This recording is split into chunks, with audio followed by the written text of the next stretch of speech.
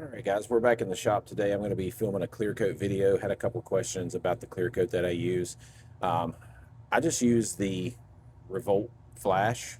Takes a little while to get it in the mail. I've had this set up for about a year and a half or so. Really like it. I can spray this stuff on and be hanging hooks on baits in, I don't know, 15 to anywhere between 15 to 30 minutes, depending on the temperature in the shop. It was 41 degrees when I got here this morning. Just turned on my little cheap propane jet heater. Got it up to about 75 a few minutes ago. Turned the heater off. It's dropping. I won't say fast, but it's back down to about 71 right now. It's really optimal temperature for doing this type of clear coat. Any lower than that, and it will typically take forever to cure, and sometimes you won't get a good cure with it. So we'll just start. It's a simple 1-to-1 mix. I'll show you my little spray gun as well here in just a second. And since I'm only doing one bait, I'm not going to mix up a big batch of this stuff. Probably do 2 or 3 coats. Of course, I'm only going to show you the first one. Nobody wants to sit and watch 2 coats go on. And then once I get done and everything is cured, I'll come back and show you what that looks like. But I hope you guys enjoy this. It's kind of neat to watch different painters and different ways of doing things, different methods, and there's really not a lot of information out there on this clear coat on YouTube, so hopefully it helps some people. And I know a lot of the big painters use Tamco 4500. It's really expensive and it is super toxic. This stuff isn't the cleanest to work with, but I haven't had any issues so far. You just give it a good mix. And I typically don't mix it for very long, but usually works pretty good.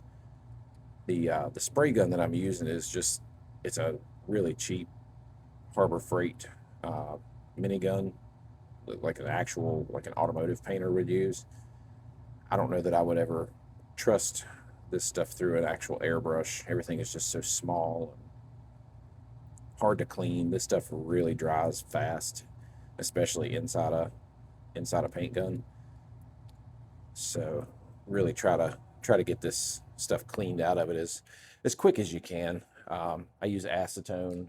A lot of people don't like acetone, but in the spray gun, there's really no rubber parts inside it to go bad or to really mess with the acetone. It's not going to eat up any seals and stuff like that. It's just a simple little automotive spray gun.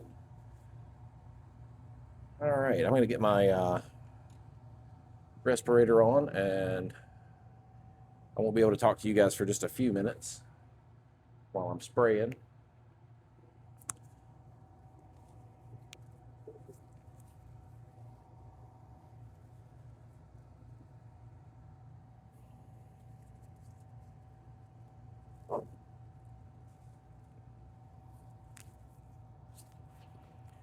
One thing I did not do is check the inside of my respirator mask for spiders. I have had that happen before. That's kind of scary.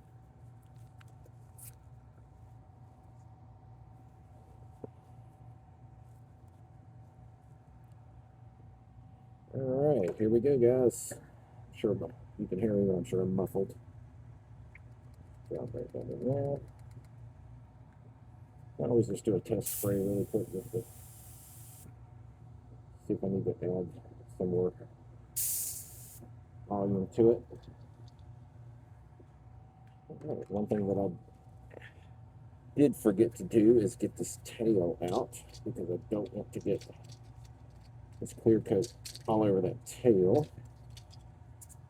Let's grab our 416. And then we'll just clamp these on right here, just so we can hold it to spin it. All right, here we go.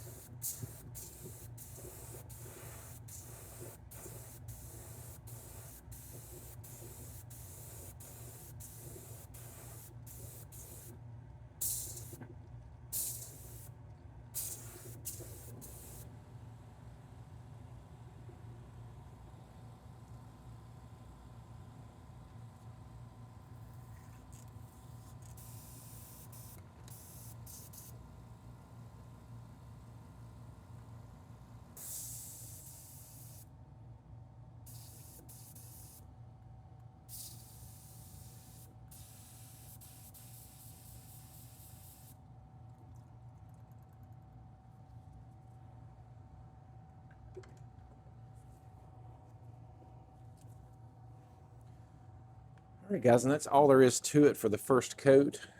Now all we got to do is clean the airbrush out, or paint gun out, and then wait for this to dry, and then come back with coat number 2.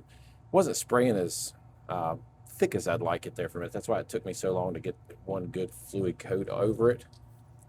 I always like to get inside these joints here as well.